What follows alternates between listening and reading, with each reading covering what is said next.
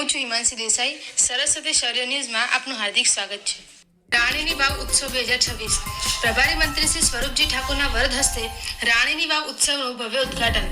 ગુજરાત સરકારના રમતગમત, યુવા અને સાંસ્કૃતિક પ્રવૃત્તિઓ વિભાગ ગાંધીનગર તેમજ જિલ્લા વહીવટીતંત્ર પાટણ દ્વારા દર વર્ષની પરંપરા મુજબ રાણીની વાવ ઉત્સવ 2026નું આયોજન રાણીની વાવ પરિસરમાં કરવામાં આવ્યું હતું.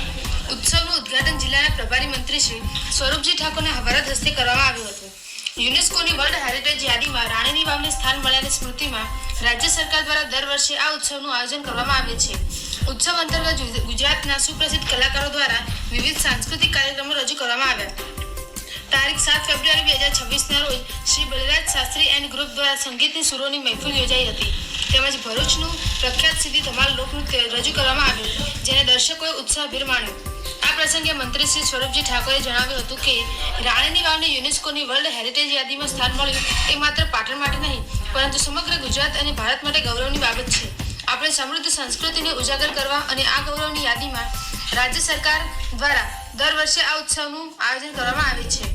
તેમણે વધુમાં જણાવ્યું કે પાટણ એ ઐતિહાસિક નગરી છે, જેને લગભગ 800 વર્ષ સુધી ગુર્જર પાટનગર તરીકે ગૌરવ મળ્યું. સરસ્વતી નદીના કિનારે આવેલી રાણીની વાવ ઈસવીસન 1063માં સોલંકી વંશના રાજા ભીમદેવ પ્રથમની સ્મૃતિમાં રાણી ઉદયમતીએ બંધાવેલી છે. પ્રેમ, સમર્પણ અને કલાની અદ્વિતીય અભિવ્યક્તિ રૂપે ઊભી થયેલી આ વાવ ભારતના શ્રેષ્ઠ શિલ્પ સ્થાપત્યોમાં સ્થાન પામી છે. સદીઓ પહેલા સમયના પ્રવાહમાં જમીનમાં દટાઈ ગયેલી આ વિરાસતને ભારતીય પુરાતત્વ વિભાગે ઈસવીસન 1968માં ઉત્ખનન દ્વારા ફરી તેના મૂળ સ્વરૂપમાં પ્રકાશમાં લાવી. ત્યારબાદ વિશ્વએ તેની મહિમા ફરી એકવાર અનુભવી. માનનીય વડાપ્રધાન શ્રી નરેન્દ્રભાઈ મોદી સાહેબના પ્રયત્નોથી વર્ષ 2014માં રાણીની વાવને યુનેસ્કો દ્વારા વર્લ્ડ હેરિટેજનો દરજ્જો મળ્યો. તેમજ વર્ષ 2018માં ₹100ની નવી નોટ પર રાણીની વાવને સ્થાન મળ્યું, જે તેની વૈશ્વિક ઓળખનો પુરાવો છે.